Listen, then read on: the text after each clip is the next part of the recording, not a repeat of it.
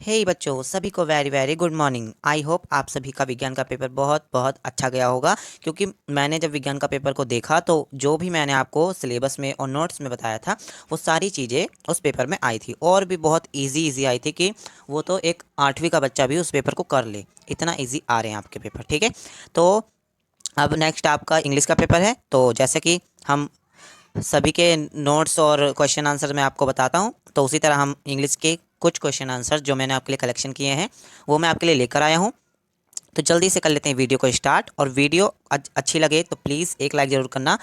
और अगर ये सारी चीज़ें लिख नहीं रहे हो तो वीडियो को तो फुल देख ही लेना, क्योंकि आपको सुनने से भी बहुत जल्दी याद हो जाएगा। क्योंकि मैं अगर पढ़ा रहा हूँ तो मुझे तो वैसे ही याद हो जाएगा एक तरह से, तो है ना।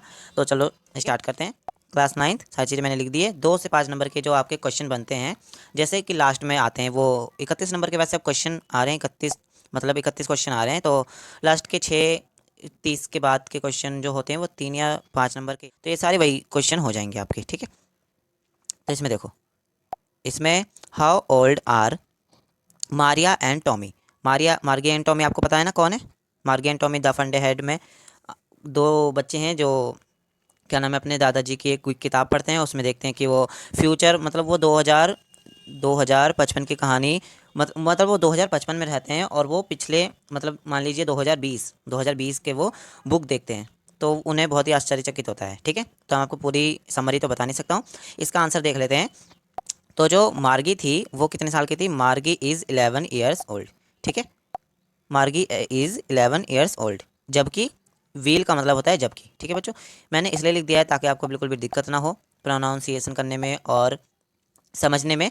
ठीक है, तो टॉमी इज़ 13 ईयर्स ओल्ड। ये आपका एमसीक्यूज में भी आ सकता है, ध्यान रखना। मार्गी 11 साल की है और टॉमी 13 साल का है। ठीक है, इसके बाद है कि वाट इज़ टेलीबुक। ये एल है बच्चों। ठीक है, वाट इज़ टेलीबुक। टेलीबुक क्या होती है। एक कंप्यूटर की फाइल होती है जिसमें सारी चीज़ें, आपके नोट्स और बुक चैप्टर, जैसे कि अब ऑनलाइन क्लास हो रही है तो आपको वैसे करके पीडीएफ में मिलता है ना, तो उसी प्रकार उसी को टेलीबुक एक तरह से बोलते हैं।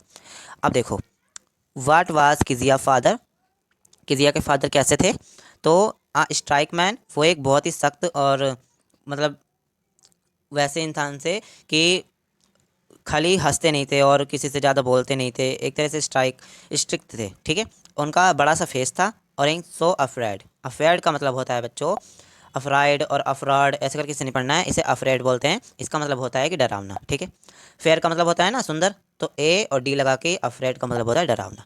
ठीक है, इसके बाद है what was a legend. Legend का मतलब होता है लोक कथा। ठीक है, लेजेंड का मतलब लोक कथा होता है। तो लोक कथा क्या होती है। A legend is an old traditional story which is passage on from the, नहीं, from on generation to another early. ठीक है, क्या बोल रहा है कि एक जो लेजेंड होता है वो क्या होती है, एक ट्रेडिशनल स्टोरी होती है। ठीक है, एक लोक कथा होती है जिसमें जो जनरली जनरेशन के हिसाब से जो हमारे पुराने वेद और वो कथाएं होती हैं उन्हीं को बनाकर वो अनौदर, यानी कि सारे लोग एक साथ बैठ के उन सारी कथाओं को, जैसे कि होती है ना जागरण कीर्तन, जैसे बहुत सारी चीज़ें होती हैं, तो उसी को हम लेजेंड बोलते हैं। उसके बाद है कि where was Abdul Kalam house. Abdul Kalam आपको पता ही है, एपीजे अब्दुल कलाम। ये इनका घर कहाँ पर था। ये भी चाहे तो एमसीक्यूज में भी आ सकता है, चाहे तो आप 2 नंबर या 3 नंबर में भी आ सकता है। तो देखो, ऑन द माइक्सक्यू strike on Rameswaram in the Chennai state. ठीक है, ऑन द माइस्क्यूट स्टेट। माइस्क्यू एक स्टेट था जहाँ पर था क्या, रामेश्वरम, जहाँ पर, जो कि ये कहाँ पर है, चेन्नई में रामेश्वरम है, वहीं पे इनका घर था। उसके बाद देखो, एक चीज़ और मैं आपको बता दूं कि अब्दुल कलाम लकड़ियों के घर में रहते थे। ठीक है, मतलब जैसे वो बनते नहीं है नदी के ऊपर एक लकड़ी का घर बना रहता है, लाइक दिस, जैसे उसी प्रकार का इनका घर था। तो अगर ये क्वेश्चन आ जाए तो ये भी लिख लेना बेटा। ठीक है, इसके बाद देखो, where does the lost child loss interest in the things the that he had wanted early. ठीक है, तो जो, क्या नाम है, बच्चा खो गया था, आपने पढ़ा होगा द लॉस्ट चाइल्ड। तो वो क्या कर रहा था कि उनने फिर क्यों इंटरेस्ट करना छोड़ दिया, जो चीज़ें उसे जल्दी से जल्दी चाहता था।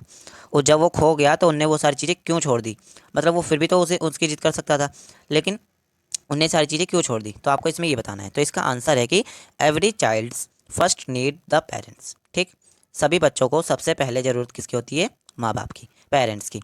They provide his support and security, क्योंकि वो उसको सपोर्ट भी करते हैं और एक तरह से उसकी सुरक्षा भी करते हैं, इसलिए वो सारी चीज़ों को छोड़ के पहले अपने मम्मी पापा को ढूंढने लगता है। ठीक है, इसके बाद है when does he recycle that he has lost his way. इसका मतलब है कि when does he realise that he has lost his way, मतलब कि उसे कब ये पता चला, कब उसे मालूम पड़ा कि वह रास्ते में खो गया है। वे का मतलब होता है रास्ता, लॉस्ट का मतलब होता है खो गया। ठीक है, तो उसे कब पता चला, when he does not get any answer to his request for in the round about. ठीक है, उनने जब रियलाइज़ हुआ, जब जैसे कि वो चल रहा है तो उसके मम्मी पापा आगे चल रहे हैं और वो पीछे चल रहा है, तो वो पीछे से उन्हें बोलेगा ना कि मम्मी ये दिला दो वो दिला दो, तो वो उनकी मम्मी बोलेंगी नहीं बेटा नहीं, ये नहीं लेना वो नहीं लेना, तो मतलब उसे आंसर नहीं मिल रहा था। जैसे उनकी वो बोल रहा था बार बार कि ये दिला दो वो दिला दो, तो उसकी मम्मी कुछ आंसर ही नहीं दे रही थी। तब उनने जब देखा कि उसके मम्मी पापा तो है नहीं, अब देखो आगे का लिखा है कि ही turns back and does not find his parents. वो पीछे मुड़ा और उन्हें अपने पेरेंट्स को नहीं पाया। एनीवेयर कहीं भी उन्हें अपने पेरेंट्स को नहीं पाया। He knows that he has lost his way, उसे तब पता चला कि वह खो गया है। ठीक है, इसके बाद देखो what made swallow the Happy Prince carry. क्या इसका मतलब है कि हैप्पी प्रिंस को किस चीज़ ने रुलाया। हैप्पी प्रिंस तो हंसता हुआ था एकदम, तो उसे किस चीज़ ने रुलाया। तो इसका आंसर है कि the state of happy Prince was kept very high, यानी कि हैप्पी प्रिंस जहाँ पे खड़ा था वो बहुत ही ऊंचा था। जैसे इतना बड़ा ये था और यहाँ ये घर थे, अब देखो कितना ऊंचा ये हो गया है ना। तो यहाँ पे जब इस जगह पे खड़ा रहता था, इस जगह पे, तो उनने यहीं से खड़े होकर दूर दूर का नज़ारा तो दिख ही जाता था। तो उनने दूर दूर के नज़ारों में from his could see a private, वहाँ पे कुछ उनने गरीब लोगों को देखा जो बहुत ही बेबस थे या फिर रो रहे होंगे, कुछ उनने ऐसा देखा जिससे वो रो पड़ा। ठीक है, तो ये थे हमारे कुछ 8 क्वेश्चन थे हमारे, जो आपके बहुत ही इंपॉर्टेंट हैं। आई होप आपने सारे कॉपी में तो लिख ही लिए होंगे, नहीं लिखे तो वीडियो को फुल देखने के लिए थैंक यू, और वीडियो को लाइक करके ही जाना, और अभी तक आप लोगों ने सब्सक्राइब भी नहीं किया है तो जल्दी से तो सब्सक्राइब भी कर लो, ताकि मैं आप लोगों के लिए लाइव क्लासेस भी लेना चालू कर दूँ, क्योंकि 9th is the very of you. Okay, thank you for watching this video. आपका पेपर शुभ हो। मिलते हैं अगली डायरी एंट्री वीडियो में, तब तक के लिए बाय बाय।